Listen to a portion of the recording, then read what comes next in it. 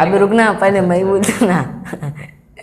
अस्सलाम वालेकुम दोस्तों, मेरा नाम है मोहम्मद उज़ैफ और मेरा नाम है मोहम्मद अफमान। आज हम आपको एसिड बेस रिएक्शन बताएंगे प्रैक्टिकल के साथ। तो दोस्तों, ये मेरे हाथ में है विनेगर। विनेगर यानी कि एसिड से बनता है। आप सोच रहे होंगे कि एसिड हमें कोई नुकसान पहुंचाएगा, बल्कि ऐसा कुछ भी नहीं है, क्योंकि एसिड बहुत ही कमज़ोर होता है। एसिड दो तरह के होते हैं, एक ताकतवर होता है, एक कमज़ोर होता है। जो कि हमारे हाथ में है वो एक कमज़ोर एसिड है। वैसे ये एसिड खाने की चीज़ों में इस्तेमाल करते हैं। तो दोस्तों, ये प्रैक्टिकल हमें अफवान बताएंगे। आप ही बतला दो ना। बड़े बच्चे बता सकते। ठीक। तो दोस्तों, ये है विनेगर, और हमें इस प्रैक्टिकल में एक और चीज़ की ज़रूरत पड़ेगी, जो है एक अंडा। तो आप सोच रहे होंगे अंडा किसी और जानवर का है, तो नहीं, ये अंडा सिर्फ मुर्गी का है। ठीक है, ये अंडा सिर्फ मुर्गी का है।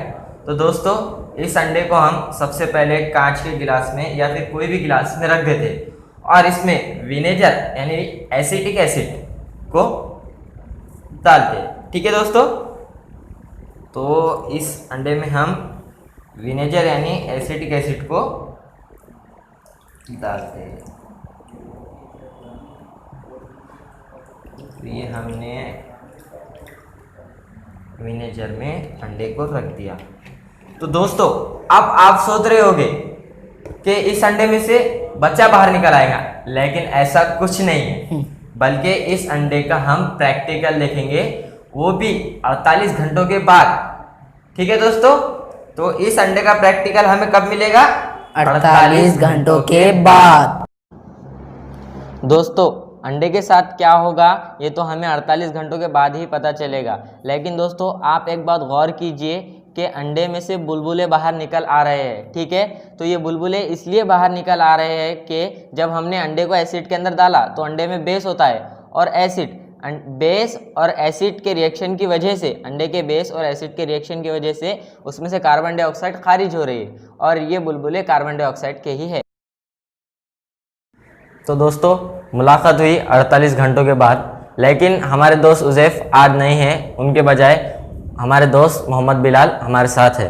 तो दोस्तों, देखते हैं 48 घंटों के बाद इस अंडे की क्या हालत हुई। तो सबसे पहले हम इसे निकाल कर धो देते हैं।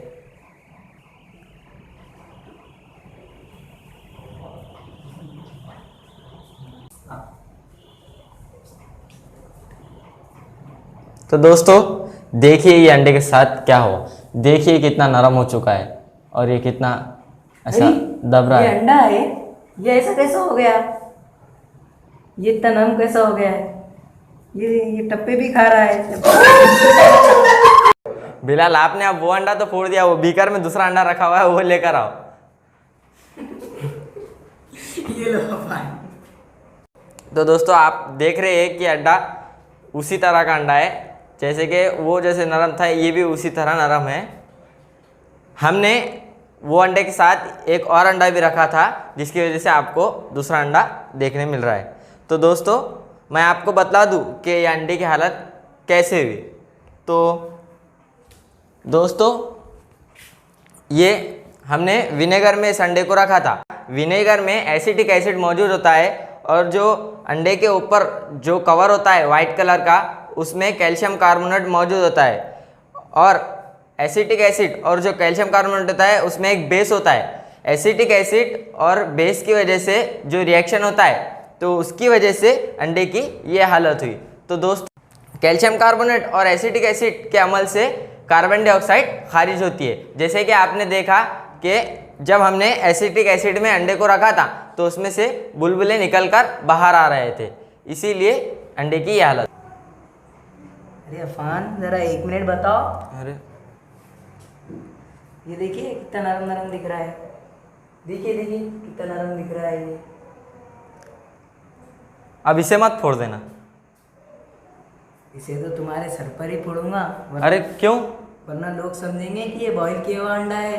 अरे कैसे समझेंगे? अगर ये बॉईल किया हुआ अंडा होता तो आप ही बोलिए, क्या ये गिरने के बाद अंदर से फूट कर निकलता? उबला हुआ अंडा जम जाता है, ठीक है दोस्तों, लेकिन ये गिरने के बाद फूट कर फैल जा रहा है।